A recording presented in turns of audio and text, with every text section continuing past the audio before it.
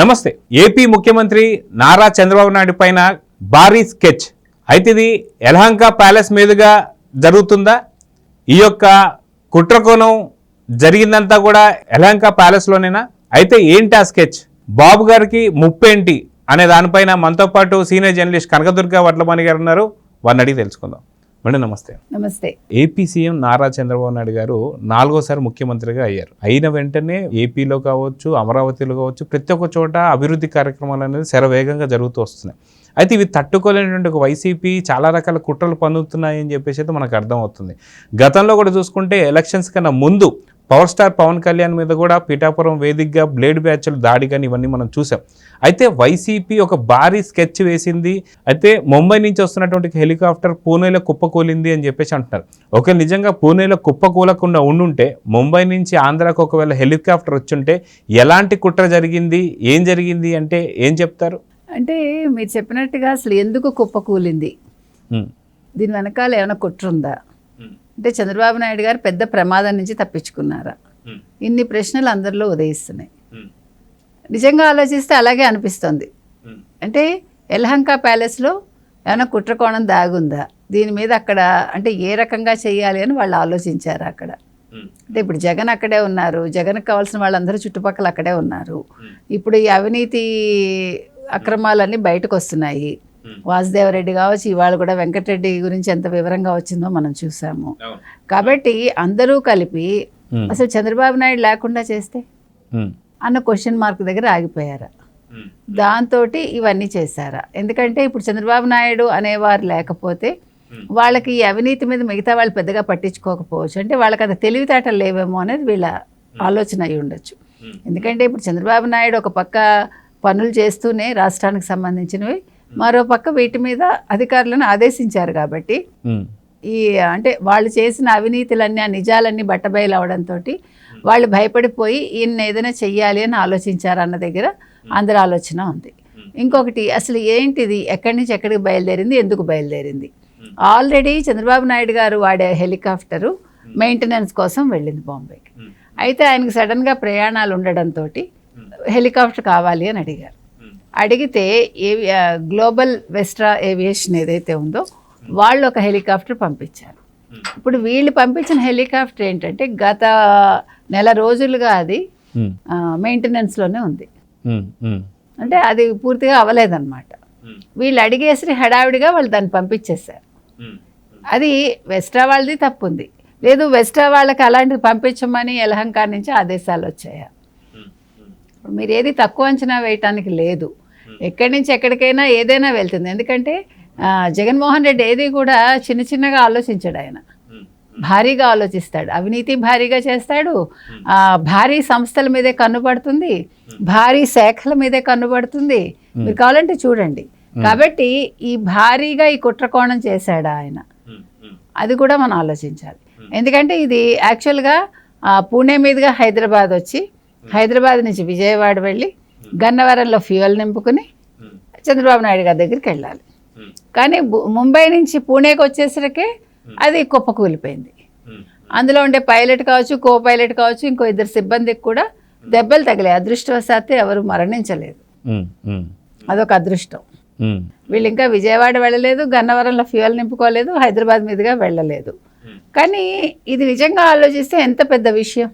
ఒక రాష్ట్ర అధినేత, ఈరోజు కేంద్రాన్ని కూడా శాసిస్తున్న ఒక ముఖ్యమంత్రి స్థాయి వ్యక్తి, తర్వాత ఒక తెలుగుదేశం అధినేతకి ఏదైనా జరుగుంటే నిజంగా ఆ ప్రశ్నే అసలు అలా ఆ తలంపై అందరికీ భయం వేస్తోంది, నిజంగా భయపెడుతోంది. నిజంగా చంద్రబాబు నాయుడు గారికి ఏదైనా అయ్యి ఉంటే, ఆ రోజు అలిపిరిలో అంత పెద్దది జరిగితే తప్పించుకున్నారు వెంకటేశ్వర స్వామి దయ వల్ల. దానికి కూడా వీళ్ళు రాజకీయ రంగు పులిమారు, దాని మీద కూడా వెకిలిగా మాట్లాడారు వైసీపీ వాళ్ళు. అది గతంలో చూసుకుంటే వైసీపీకి సంబంధించినటువంటి ఒక చిన్న నేత ఎవరైతే ఉన్నారో, అలిపిరిలో నువ్వు తప్పించుకున్నావు కానీ ఇక పైన నువ్వు తప్పించుకునేటువంటి ఒక సిచ్యువేషన్ లేదు అని చెప్పేసి గతంలో ఉన్నటువంటి ఒక బహిరంగంగా తను చేసినటువంటి బెదిరింపులు మనం చూసాం. అయితే ఖచ్చితంగా ఆ బెదిరింపుల కుట్రకోణమే ఇది అనుకోవచ్చా?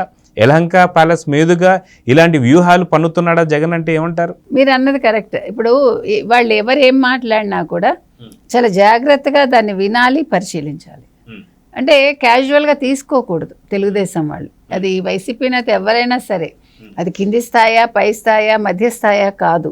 వాళ్ళు ఎందుకు మాట్లాడారు, వాళ్ళ మాటల వెనక ఆంతర్యం ఏంటి, ఇది జగన్మోహన్ రెడ్డి మాట్లాడిస్తున్నాడా, జగన్మోహన్ రెడ్డి ఏదైనా ఆలోచిస్తున్నాడా, ఏదైనా చేయదలుచుకున్నాడా? ఎందుకంటే మనం అంటాం చూడండి, క్రికెట్ మెంటాలిటీ అని, అట్లాంటి మెంటాలిటీయా? ఎందుకంటే ఇప్పుడు ఒక చిన్న నేత మాట్లాడగలిగాడు అంటే అలిపిరిలో నువ్వు తప్పించుకున్నావు, చూసుకో నీకు ముందుంది, నువ్వు తప్పించుకోలేవు అన్నాడంటే ఇప్పుడు ఈ 5 ఏళ్ళు ఈయన ఎంత జాగ్రత్తగా ఉండాలి? ఇవన్నీ కూడా ఆలోచించాలి. కాబట్టి ఈ వీటిని బట్టి మనకు ఖచ్చితంగా ఇతను మాటల వెనక ఏదో ఆంతర్యం దాగుంది. సో మొన్న జరిగింది క్యాజువల్గా జరగలేదు, యాదృచ్ఛికంగా జరగలేదు. దీని వెనకాల వైసీపీ వాళ్ళు ఉన్నారా అనేది ముందు అంటే పోలీస్ శాఖ కావచ్చు, లేకపోతే సిబిఐ ఎంక్వైరీ అయినా వేస్తే బాగుంటుంది. ఇది వదలకూడదండి. ఎందుకంటే ఇప్పుడు జగన్మోహన్ రెడ్డి ఎలాగైనా కూటమి ప్రభుత్వాన్ని దింపాలి అని ఆ రోజు నుంచి కంకణం కట్టుకున్నాడు ఆయన. అదొకటి. తర్వాత జనసేనని తెలుగుదేశాన్ని విడదీయాలి అనేది ఆయన ఆలోచన. వీళ్ళు కలిసి ఉండడం వల్లే ఈ సమస్య అంతా. అలాగే బీజేపీతో వీళ్ళకి సామరస్యం ఉండకూడదు.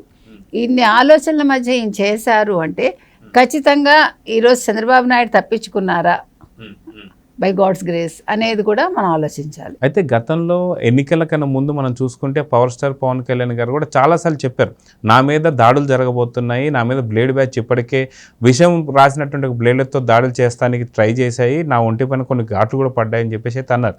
అయితే ఖచ్చితంగా వైసీపీ ఈ యొక్క ఏమంటారు రక్త చరిత్రకు సంబంధించినటువంటి యొక్క ఈ వైసీపీ నేతలందరూ కూడా ఇప్పుడు ఖచ్చితంగా పవర్ స్టార్ పవన్ కళ్యాణ్కి అదేవిధంగా నారా చంద్రబాబు నాయుడు గారికి ముప్పు ఉందా అంటే ఏమంటారు? అందుకే ఇప్పుడు మీరు చూసారంటే ఈ మధ్యన కొన్ని విచిత్రమైన వ్యాఖ్యలు చేస్తున్నారు వాళ్ళు. పవన్ కళ్యాణ్ సైలెంట్ అయిపోయాడు, పవన్ కళ్యాణ్ని బాబు మేనేజ్ చేస్తున్నాడు, మాట్లాడనివ్వట్లేదు, అంటే ఆయన పక్కకి తప్పించాడు, రకరకాల మాటలు. కానీ వాళ్ళిద్దరూ సవ్యంగానే ఉన్నారు. మన గ్రామ సభల్లో చూసాం ఏం మాట్లాడారో అన్నీ మనం చూసాం. మీరు ఇందాక అన్నారు ఒక మాట, పిఠాపురంలో ఎలక్షన్స్ ప్రచారంలో చాలా జరిగాయని. మీరు ఇంకో మాట మర్చిపోయారు, అప్పుడు 1000 మంది గూండాలను దింపారు. మిథున్ రెడ్డి స్వయంగా పిఠాపురంలో ఉండి ఆ పని చేశాడు, మనం మాట్లాడుకున్నాం దాని మీద. కాబట్టి ఇప్పుడు ఎవడు ఏం మాట్లాడినా ఏం చేసినా నెంబర్ 1 చంద్రబాబు నాయుడు గారు ఆలోచించుకోవాలి, ఆయనకు ప్రాణహాని అనేది ఉందా లేదా, వీళ్ళు ఏ రకంగా వీళ్ళు ఆలోచిస్తున్నారు, ఏమైనా కుట్రకోణం ఉందా లేదా అని. అదేవిధంగా పవన్ కళ్యాణ్ గారి విషయంలో కూడా మనం ఆలోచించాలి. కాబట్టి వీళ్ళు ఎక్కడికైనా వెళ్ళాల్సి వచ్చినా, ఏదైనా ఒక వాహనం ఎక్కాల్సి వచ్చినా, అది హెలికాప్టర్ అయినా, విమానం అయినా, లేదు మామూలు కార్ అయినా కూడా 1-2 సార్లు ఆలోచించుకోవాల్సిన పరిస్థితి అయితే ఇప్పుడు వచ్చిందండి. అంటే ఒక వ్యక్తి పదవిలో లేకపోయినా ఇంకా శాసించడానికి చూస్తున్నాడా రాష్ట్ర రాజకీయాల్ని, నేతల్ని టార్గెట్గా చేసుకున్నాడా అనేది ఈరోజు అంటే దాని మీద దృష్టి పెట్టాలి తెలుగుదేశం కూటమి. సో చూద్దాం మేడం, ఖచ్చితంగా ఇప్పటి నుంచి నారా చంద్రబాబు నాయుడు గారు కావచ్చు, అదేవిధంగా పవర్ స్టార్ పవన్ కళ్యాణ్ కావచ్చు, లేదా లోకేష్ గారైనా సరే తగు జాగ్రత్తలు తీసుకోవాలని. సో వైసీపీ చేస్తున్నటువంటి వ్యాఖ్యలు ఏ మాటను కూడా చాలా తేలిగ్గా తీసుకోకూడదని చెప్పేసి దాని తగు జాగ్రత్తలు తీసుకొని దాని మీద విశ్లేషణ చేయాలని అయితే కోరుకుందాం. నమస్తే. నమస్తే.